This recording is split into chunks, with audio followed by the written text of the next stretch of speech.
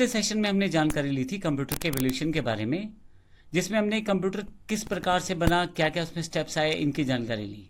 इस सेशन में हम बात करने वाले हैं जनरेशंस ऑफ कंप्यूटर।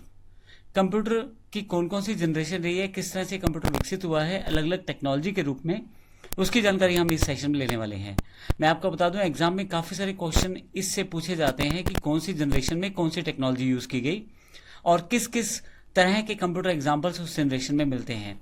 तो आइए इन सब चीज़ों की जानकारी हम लोग लेने वाले हैं इस जनरेशन, इस सेगमेंट, इस उदाहरण में।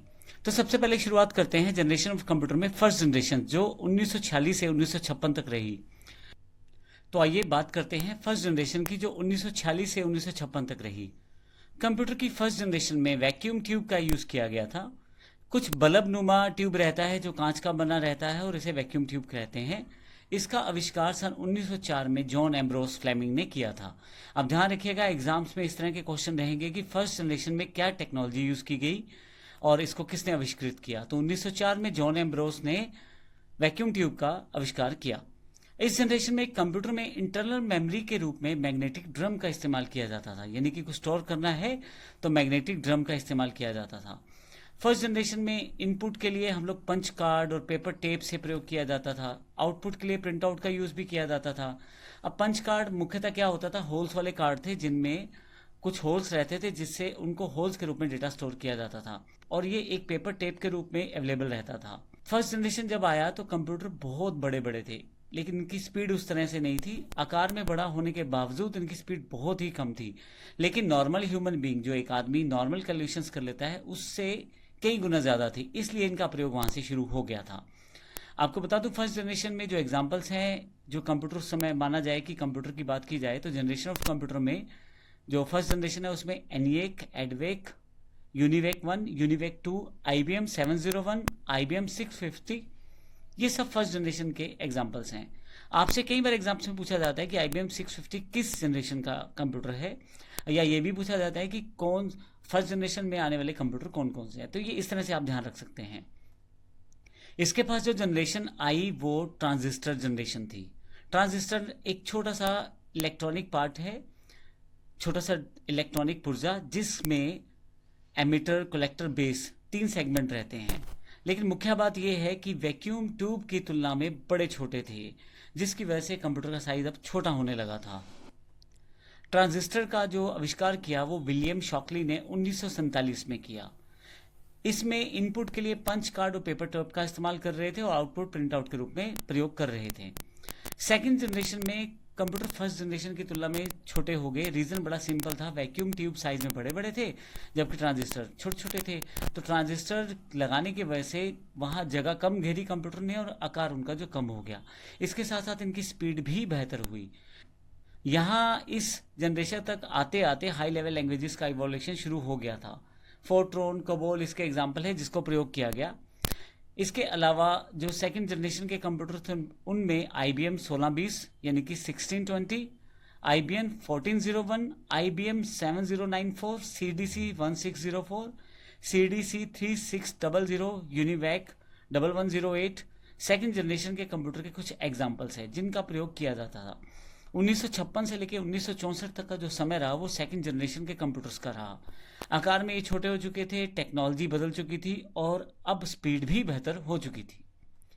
इसके बाद जो थर्ड जनरेशन कंप्यूटर आया है उससे एक कंप्यूटर की क्रांति सी आ गई, क्योंकि 1964 से 1971 के बीच में इलेक्ट्रॉनिकली बड़े बदलाव हो रहे थे। जैसे अब ट्रांजिस्टर की जगह IC यानी कि इंटीग्रेटेड सर्किट का यूज शुरू हो गया था। इसका आविष्कार जैक किल्बी ने 1959 में किया था। अब मैं आपको बता दूं, बहुत सारे ट्रांजिस्टर की जगह एक IC का प्रयोग किया जाता है। अब ऐसे केस में कंप्यूटर का साइज और छोटा होना शुरू हो गया था। अब मैग्नेटिक कोर्स का जो प्रयोग किया जा रहा था वो प्राइमरी मेमोरी के रूप में, और मैग्नेटिक टेप का जो यूज़ किया जा रहा था वो सेकेंडरी मेमोरी के रूप में किया जा रहा था। इस जनरेशन के कंप्यूटर में एक खास बात और थी कि अब कीबोर्ड और माउस का प्रयोग होना शुरू हो रहा था। आउटपुट को शो करने के लिए मॉनिटर का इस्तेमाल किया जाने लगा था, क्योंकि इलेक्ट्रॉनिकली चीज़ें जुड़ चुकी थी। इलेक्ट्रॉनिकली हम लोग काफ़ी आगे आ चुके थे फर्स्ट और सेकंड जनरेशन के बजाय। इस पीढ़ी में या इस जनरेशन में हाई लेवल लैंग्वेज जैसे फोर्ट्रॉन, कोबोल, पास्कल, एल्गो का यूज़ होने लग गया था। कंप्यूटर में ऑपरेटिंग सिस्टम का एवोल्यूशन भी हो चुका था, जिसमें IBM 360 सीरीज आ चुकी थी, Honeywell 6000 series, personal data processor, IBM 370, 168, TDC 316, ये थर्ड जनरेशन के कंप्यूटर के कुछ एग्जाम्पल्स हैं। तो एक आईसी में काफ़ी सारे ट्रांजिस्टर का कार्य हो सकता था। इस वजह से अब कम घेरनी जगह शुरू की कंप्यूटर ने, और साथ ही आपके पास एक बेहतर स्पीड वाला कंप्यूटर अवेलेबल हो चुका था थर्ड जनरेशन आते आते। अब हम बात करते हैं फोर्थ जनरेशन की। 1971 से लेकर 1980 तक फोर्थ जनरेशन अवेलेबल हो गई।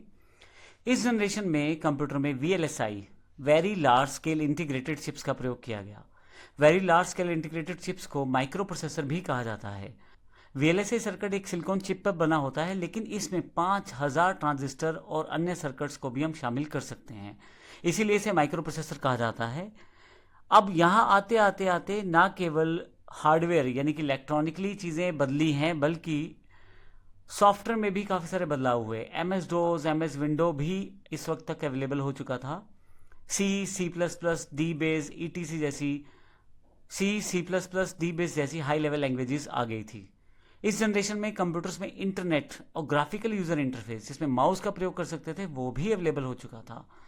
IBM 4341, DEC10, star 1000, PUP11, Cray 1, PC, ये सब जो है फिफ्थ जनरेशन के कुछ एग्जाम्पल्स हैं। VLSI लगाने की वजह से कंप्यूटर का आकार बहुत छोटा हो चुका था।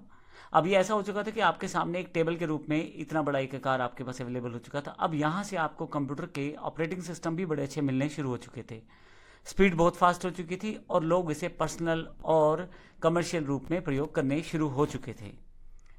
जो नेक्स्ट पार्ट है वो हमारे पास फिफ्थ जनरेशन है। फिफ्थ जनरेशन 1980 के पश्चात जितना भी कंप्यूटर डेवलप हुआ वो सारा फिफ्थ जनरेशन का कंप्यूटर है। इसमें एक अलग लेवल था इलेक्ट्रॉनिक प्रगति का, जिसमें ULSI अर्थात ultra large scale integrated chips का प्रयोग होना शुरू हो गया। यहाँ से AI यानी कि आर्टिफिशियल इंटेलिजेंस का यूज़ होना भी शुरू हो गया। इस ड्यूरेशन के दौरान 64 बिट के माइक्रो प्रोसेसर बनने शुरू हो गए, जिससे कि आपकी जो स्पीड है कंप्यूटर की वो 64 बिट तक इंफॉर्मेशन को एक साथ प्रोसेस कर सकती थी। 1980 के पश्चात C++, जावा जैसी हाई लेवल लैंग्वेजेस अवेलेबल हो गई, जिससे प्रोग्रामिंग बड़ी आसान हो गई। इसके साथ इलेक्ट्रॉनिकली डेवलप हो गया कंप्यूटर, क्योंकि 64 बिट माइक्रो प्रोसेसर आ चुके थे।